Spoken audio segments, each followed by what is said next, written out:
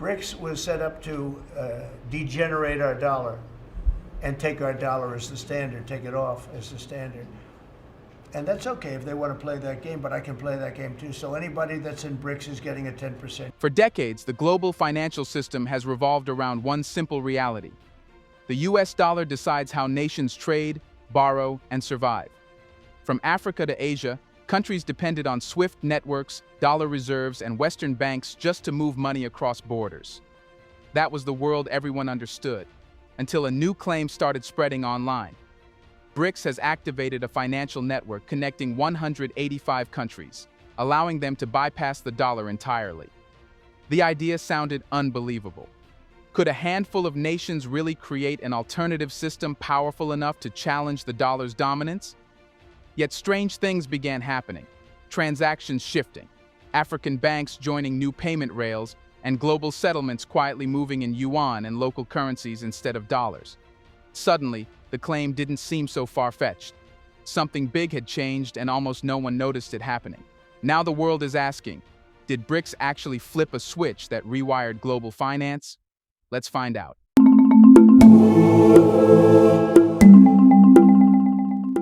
For most of modern history, global finance has followed a script so predictable that it almost felt unchangeable. Countries traded in dollars because everyone else traded in dollars. Banks settled through SWIFT because that was the only system anyone trusted. Whether you were buying oil, paying international debt, importing fuel, or receiving remittances, the dollar stood between you and the rest of the world. It was the gatekeeper, the referee, and the judge of international economics. Nations complained about it, economists criticized it, activists opposed it, but no one truly challenged it. The system was too big, too old, and too deeply wired into the machinery of global power. That is why the world barely paid attention when BRICS nations began talking about local currency trade and alternative payment systems. Many saw it as political theater. Others assumed the idea would die under the weight of Western financial dominance. Even when China quietly expanded its cross-border interbank payment system CIPS, or when Russia promoted its SPFS network, the world interpreted these moves as symbolic gestures, tokens of resistance rather than real threats. Nothing seemed to change. Nothing seemed capable of changing. Then came the silence. A deep strategic silence followed the 2024 Kazan summit. BRICS leaders made no explosive announcements, no bold declarations, no grand claim that they were dismantling dollar dominance. Instead, they spoke in ambiguous phrases about cooperation, interoperability, and enhancing financial sovereignty. These were the kinds of phrases that diplomats use when they want to hide movement, not reveal it. And while the leaders remained calm, online analysts were anything but. Suddenly, independent channels and financial storytellers began pushing a stunning narrative. BRICS had switched on a global system connecting 185 countries, allowing them to trade without the US dollar. If this claim had appeared once, it could be ignored. But it surfaced everywhere, from YouTube explainers to alternative news pages. At first, it looked like a coordinated exaggeration, too big, too convenient, too dramatic to take seriously. But then something strange began happening. Real-world financial behavior shifted. Transactions in Africa started rerouting through non-SWIFT channels. Banks in Nigeria, Kenya, South Africa, and Egypt quietly integrated yuan clearing pathways. Settlement volumes in CIPS rose sharply. Debt repayments, once locked into the dollar, began shifting into local currency or yuan-based mechanisms. These were not predictions. These were measurable patterns. It felt as if the world had been watching a locked door for years, assuming it was sealed, and then, without warning, discovered that the door had always been open, and countries were already walking through it. What confused observers the most was the lack of ceremony. No official announcement, no coordinated global rollout, no press conference declaring, BRICS has launched a new financial order. Instead, everything was happening in motion, quietly, almost like a software update running in the background while the world continued its daily routine. That subtlety made the situation even more suspicious. Powerful nations announced their victories loudly. But are nations preparing to rewrite global finance? They move in silence, and that silence leads to the central question. What exactly did BRICS activate that caused such a global shift in money movement without a single public declaration? The most astonishing part of this story is that BRICS did not unveil a brand new financial machine on a single historic day. They did not suddenly invent a global payment network out of thin air. The real twist is far more unsettling for the old financial order. The system was already built, quietly, patiently, piece by piece, and almost no one realized how close the world already was to a functioning alternative to the dollar. To understand how this happened, you must imagine a puzzle where each piece is too small to spark concern on its own. China launched CIPS in 2015, presenting it as a supporting platform for yuan transactions. It grew slowly, too slowly for Washington to take it seriously, but steadily enough to become a backbone infrastructure for banks across Asia, Africa, and the Middle East. Russia constructed SPFS, not for global use at first, but to protect itself from Western sanctions after Crimea. India expanded its UPI system domestically until its technology became undeniable, making cross-border versions inevitable. Africa developed PAPSS, a system meant for intra-African trade but capable of far more once connected outward. Individually, these systems looked harmless, regional experiments, digital upgrades, nothing more. But collectively, they formed a parallel architecture, a skeleton of a new global network that functioned without the dollar and without SWIFT. It was like watching a tree grow, so slow that observers forgot it was alive until suddenly it cast a shadow large enough to feel. Then came the Kazan summit. Not with fireworks, not with declarations, but with coordination. Instead of announcing a revolution, BRICS quietly synchronized the systems. They didn't need to launch anything new. They only needed to make the pieces interoperable.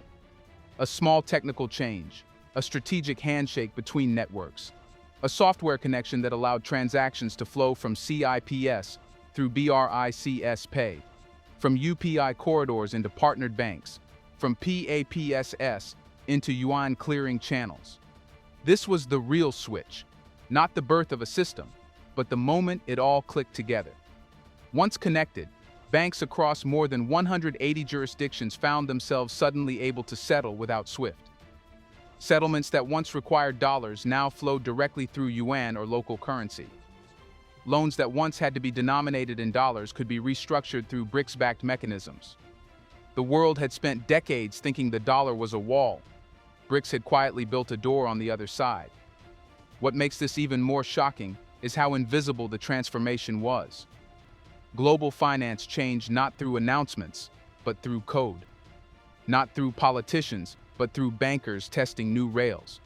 Not through political drama, but through silent adoption. By the time the public started noticing, trillions had already flowed through non-dollar routes. The shift had already happened.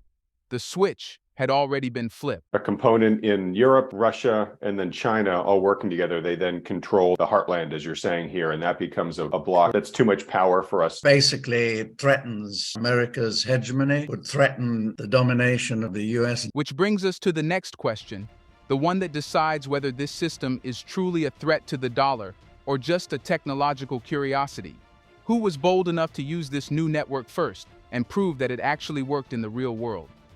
When the world first heard whispers that this new BRICS-linked financial network was live, most people assumed that the early adopters would be Russia or China, the giants who built the underlying architecture. But the reality was far more surprising. The first region to move boldly, confidently, and without hesitation was Africa.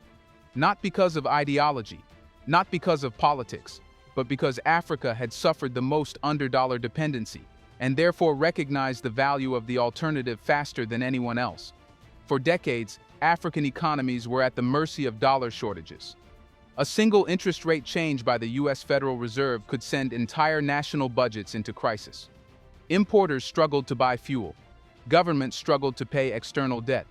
Ordinary families paid some of the highest remittance fees on earth, losing 8.5% or more every time money crossed a border. Every flaw in the dollar-based system hit Africa harder than any other continent.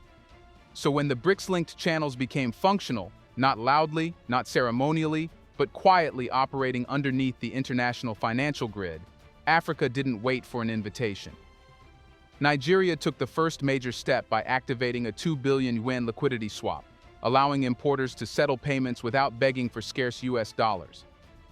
Kenya followed, restructuring $3.5 billion in debt obligations by shifting payments into yuan-linked settlement, instantly reducing pressure on its reserves. Suddenly, transactions that would have been trapped by dollar shortages began clearing effortlessly through CIPS. But the real breakthrough came from Africa's banking systems. Standard Bank, Africa's largest financial institution, with operations in 20 countries, integrated directly into CIPS, giving nearly half the continent an automatic gateway into BRICS payment rails. Without a single political speech, without a summit announcement, millions of transactions could now bypass SWIFT. Money that once flowed through New York clearinghouses was now settling in Shanghai before anyone outside the system noticed. And then came the remittance transformation. Through BRICS corridors, fees dropped from 8.5% to under 1% in some regions. For African families, this wasn't an abstract financial victory. It was food on the table, school fees paid, medical bills covered. The change was immediate, measurable, and real. And because the benefits were so tangible, adoption accelerated even further. One by one, African nations began rerouting their financial arteries. Energy purchases shifted into yuan. Infrastructure loans from Chinese banks are settled through CIPS instead of SWIFT. Regional trade, once forced to convert into dollars, began moving in local currencies through PAPSS. The more Africa used the network, the more the network proved itself. And the more it proved itself, the more unnecessary the dollar became, at least for everyday economic survival. I have no time for borders. Why? I have no time for colonialism. They don't have borders in Europe. But when it comes to us, they say, no, you must have borders. Why? The division of of Africa is what makes them thrive. They thrive on the division of the African continent. Can you imagine the minerals of DRC combined with the minerals of South Africa and with a new currency based on the minerals? What we can do to the dollar if we become a United States of Africa with our minerals alone? We can collapse the dollar. We can collapse the strong pound that is based on gold, yet they don't have a gold mine. So why do you allow such things? What startled global analysts wasn't Africa's adoption, but how effortlessly it happened. No collapse, no chaos, no backlash. Just a steady migration of transactions from one rail to another, as if the world had always been meant to run this way. And that raised a far more destabilizing question for the old financial order. If Africa could shift away from the dollar this smoothly, what did this mean for the dollar's power itself? Let's pause for a second to say, big thank you to the Black Culture Diary community, where Black voices, stories, and legacies are preserved and amplified. By becoming a member, you're not just supporting the channel, you're becoming part of a powerful cultural movement. Let's continue. The dollar did not collapse. There was no dramatic plunge on global markets, no emergency press conferences, no headlines screaming that the financial world had turned upside down. Instead, something far more dangerous to US dominance occurred. The dollar stopped being unavoidable. And in international finance, losing inevitability is the beginning of losing power. For nearly 80 years, the dollar's greatest strength wasn't its value, its stability, or even America's economic size. It was the fact that there was no alternative system capable of moving money across borders at the same scale, speed, or acceptance.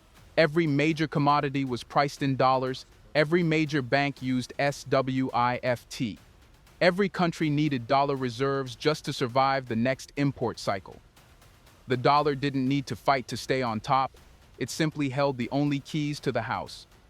But once Africa began successfully routing transactions through CIPS and BRICS corridors, that illusion cracked. The US could no longer assume that all international transfers would pass through American-controlled clearinghouses. The Federal Reserve could no longer assume that its monetary decisions would automatically ripple through every emerging market. The US Treasury could no longer assume that sanctions were guaranteed to have a global impact. Because now, for the first time, the world had a functioning exit door. And it wasn't symbolic. It was operational. The transformation wasn't loud. it was mathematical. As more African banks cleared payments through CIPS, the percentage of global yuan settlements quietly climbed. As more countries restructured debt through BRICS mechanisms, dollar-denominated liabilities fell. As more importers and exporters negotiated contracts in yuan or local currencies, the demand for dollars as a transaction currency weakened. Step by step, transaction by transaction, the monopoly thinned. Even more unsettling for the old financial order was the role of gold. BRICS nations, especially China and Russia, have been rapidly accumulating gold reserves for years. This wasn't random hoarding, it was insurance. The more gold they controlled, the more credibility their non-dollar systems carried. Gold-backed confidence does not replace the dollar, but it neutralizes fear. The fear that once forced nations to rely on Washington for stability. And underneath all of this was the quiet but accelerating shift in global psychology. Countries once terrified of angering the US by exploring alternatives now saw Africa doing it openly. Nothing bad happened. No punishment, no financial collapse, no diplomatic catastrophe. If anything, those nations became more financially stable. The myth of consequences evaporated. The fear dissolved. This is how a monopoly dies, not in a single blow, but through a gradual realization that the monopoly was never natural. It was only convenient, and once convenience fades, dominance follows, which leaves the world with a new and unavoidable question, one that Washington can no longer ignore. If the dollar is no longer the only door, how many nations are now lining up to enter BRICS and use the alternative instead? Here's a reminder to please like and share the video and subscribe to our channel to watch more videos on Black culture, history, civilization, and identity. Let's continue now. Once the world realized the dollar was no longer the only pathway for global trade, something unexpected began to happen. Countries started gravitating toward BRICS at a speed even the bloc itself didn't anticipate. What began as a coalition of 5 nations quietly transformed into a gravitational center of its own, a financial alternative strong enough to attract governments that once swore allegiance to the dollar-based system. Not because they disliked the United States, not because they preferred China or Russia, but because BRICS offered something the dollar system never could: neutrality. A financial channel where money flowed without political judgment, where economic survival didn't depend on the mood of Washington, and where sanctions could no longer cripple entire nations overnight. The more Africa demonstrated the practicality of BRICS-linked systems, the more the world paid attention. Officials from Asia, Latin America, the Middle East, and Eastern Europe began making quiet diplomatic visits, asking pointed questions behind closed doors. How do we connect? How does settlement work? Can we use the system without joining BRICS? Is there a cost? Is there a political consequence? And each time they heard the same thing. The new rails didn't require permission. They only required willingness. Soon, countries that had never been mentioned in BRICS conversations began signaling interest. Gulf giants like Saudi Arabia and the UAE realized that they could price oil in yuan without destabilizing their own economies. Egypt and Ethiopia, facing staggering dollar shortages, saw BRICS as a way to breathe. Algeria viewed it as a buffer against Western monetary pressure. Indonesia, one of the world's largest economies, saw a strategic advantage in refusing to be trapped between Washington and Beijing. Even nations under heavy U.S. influence, Pakistan, Nigeria, and Argentina, started exploring BRICS mechanisms not as rebellion, but as a necessity. By mid-2025, more than 40 countries had formally or informally expressed a desire to join BRICS or integrate with its financial networks. Some sought membership, others sought partnership. Still others hoped to access BRICS systems without changing their geopolitical alignment. They did not want to replace the dollar. They simply wanted to stop depending on it so completely that a single decision in Washington could send their entire economy into crisis. The rise of this interest revealed a fundamental shift in global thinking. For decades, nations accepted that financial vulnerability was inevitable. Now, for the first time, they saw a realistic path to sovereignty, not through military power or political realignment, but through diversification of financial infrastructure. BRICS did not have to dominate the world. It only had to give countries the option to walk away from a system that no longer served them. The line outside the BRICS door wasn't ideological, it was practical. It wasn't anti-Western, it was anti-dependence. And it wasn't temporary. It was the beginning of a new global pattern. Countries were no longer asking, should we use the dollar? They were asking, why should we rely on it alone? Which brings us to the question that defines the future of global finance. If so many nations are preparing to step into a post-dollar world, what will this new financial era actually look like? And who will shape its rules? The most important thing to understand about the new financial era is that it isn't being built through confrontation. There is no global vote, no treaty, no dramatic torch passing from one currency to another. The shift is happening the way climate changes, gradually, quietly, then all at once. Countries aren't abandoning the dollar, they are outgrowing it. The system that once held the world together has become the system that pressures it the most, and BRICS has stepped into this moment not as a conqueror, but as an alternative. And in geopolitics, alternatives are power. The future won't be defined by a single winner. It will be defined by multipolarity, a world where financial influence is shared, not commanded. In this emerging landscape, the dollar still matters, but it does not dictate. The yuan gains ground, but does not replace. Local currencies become viable, not symbolic. And behind all of it sits the quiet infrastructure BRICS stitched together. CIPS handling settlements that once required SWIFT, BRICS Pay linking banks without routing through New York, PAPIS enabling African trade without touching the dollar, and the new development bank issuing loans structured to avoid the destabilizing cycles that dollar debt has imposed for decades. This new world is not a battlefield. It is a marketplace of choices. Nations will move fluidly between currencies depending on what benefits them most. Some transactions will settle in dollars, others in yuan, others in regional currencies supported by gold reserves or multilateral guarantees. What was once a one-lane highway is becoming a network of roads, and the countries that suffered the most under the old system are the ones driving fastest on the new ones. But perhaps the most profound shift is psychological. For 70-plus years, countries believed they had to play by Washington's rules if they wanted access to global markets.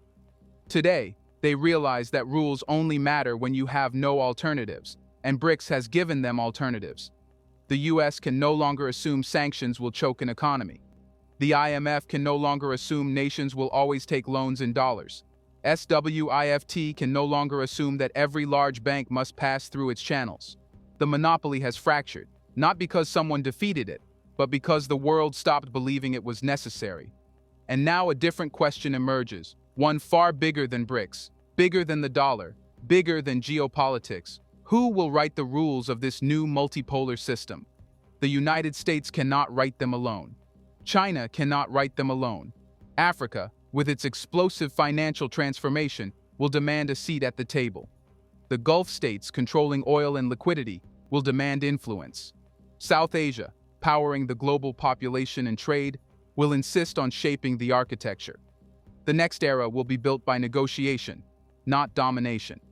Because in a post-dollar world, power is no longer about who controls the currency. It is about who controls the connectivity, the pipes through which money flows. BRICS understood this first, and the world is now adjusting to that reality. The final truth is unavoidable. The dollar era didn't end with a crash, it ended with a choice. And if nations now have the freedom to choose, the biggest question facing the global system is this: who will rise to lead a world where no single empire controls the financial future anymore? Let us know in the comment section. Can Africa lead? Do you want to watch more videos like this one? If so, subscribe to our channel and press the bell icon next to it. We have decided to bring videos on something nobody talks about: the Black culture, civilization, history, and evidence about how glorious Blacks have been. Thanks for watching, and until the next video, stay tuned.